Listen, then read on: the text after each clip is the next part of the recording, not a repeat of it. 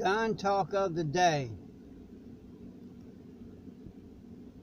I notice a lot of people, they like the Glock. And it's a good gun. And I'm giving away my age, I was trained with the Beretta. And I dumped a lot of rounds through that Beretta. Well, the first time I shot a Glock, I noticed that it was more accurate. Now, here's the problem with a Glock. There's a couple of problems with it. Now, I know there's die-hard Glock fans out there,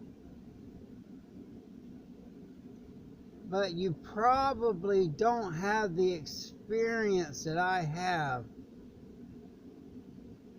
Now, one of the problems with a Glock is it's literally made out of a high-tech plastic. They can call it what they want, but it's plastic. Now, it's a good gun. I'm not kicking it. Matter of fact, it's a great gun. But the problem with it is, if you have small hands, such as if you're a female, or if you don't have a good grip, the frame literally twists when you shoot it, and it will jam. And in a combat situation, the last thing you want to happen is for your firearm to jam. It's useless if it jams. It's no good to you. So if you're stressed out, or if you're tired, or if you have small hands, and that frame twists, it's going to jam. That's a big problem. Another, which I like the Glock. I'm not knocking it. Another problem with the Glock is, and I've seen it happen more than once, is I've seen people accidentally shoot themselves with it because the safety is literally on the trigger.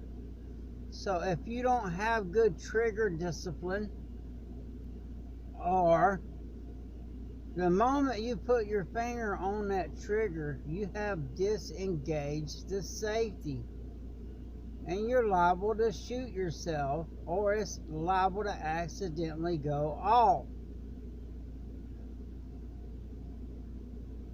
That's not good neither. Now, I know there's a lot of die-hard Glock guys out there, and you do you. You know, if you're confident that you're not going to get tired, you're not going to never ever under any circumstances have a loose grip, you're not going to accidentally discharge it, well, you're good. You're good. Stay with that. But me personally, you know, running, climbing, in a combat situation, if you're running and gunning, you're going to get tired. And like I said, if you don't have a good solid grip on that frame and it twists just a little bit, it's going to jam. So if you're not like an expert shooter, I recommend you get a metal gun, not a plastic. They can call it whatever they want. It's plastic. If you're a female, I don't recommend the Glock. Now there's a lot of big strong females out there, they can handle it. Now if you're just using it for personal protection and you don't plan on running, if you know you're going to have a good grip always, even under stress, use the Glock. It's a great gun. But if you feel you may get stressed, and a lot of people think they're not going to get stressed, but having to shoot and getting shot at, that's a stressful situation. I know, I have been shot. I've done a lot of shooting, and I have had that frame twist on me and jam. So get whatever sidearm suits you. But the most important thing about having a sidearm is train with it. Don't think just because you got a gun that you're safe. If you don't train with it, you're liable to shoot the wrong person. You're liable to shoot the right person and a bullet go through them and hit the innocent person standing behind them. And another thing, most shootings, most of the time, when you have to shoot somebody, it is up close. You generally don't have to shoot, in a civilian world, you generally ain't shooting somebody way down there. They're usually right up on you. And that is a stressful situation. And if you don't have a good grip, that Glock is going to jam on you. I have literally, with no body armor, I have seen men get shot 8, 10, 12 times and still keep coming. So I would personally, if I was getting a pistol for self-defense and I wasn't a soldier or a Leo, I would get a metal frame gun of the highest caliber that I could handle. That way you got that knockdown power. And you need to understand, you're not going to be shooting somebody way down there. That's what a rifle is made for.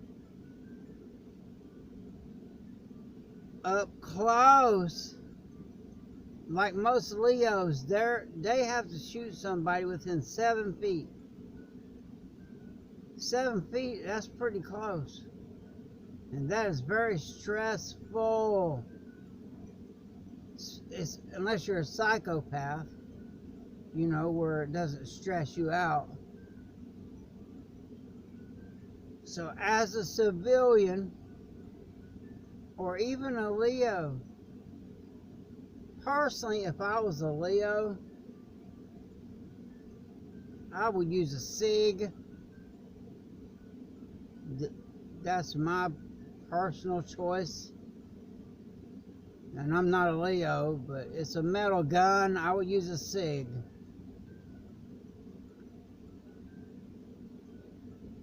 But also, if you have a handgun, this, say a revolver, because really in a real life situation, you're not going to be fighting an army. It's usually just going to be a couple of people. I would personally choose a high caliber revolver. Reason being is you can just pull the trigger and it'll still go off. But if you pull that hammer back, then fire, your accuracy is way, way better. And a lot of times, it's not about shooting somebody, it's about where you shoot them. It's about shot placement. I have literally seen guys get lit all up in the chest with a 9mm, and them still keep coming. So if I was going to use the gun for street defense, it would be a revolver. Something I could pull the hammer back and be more accurate with. You can pull that hammer back and stick it right their head and boom, let them have it. And they're done. They're not going to keep coming then.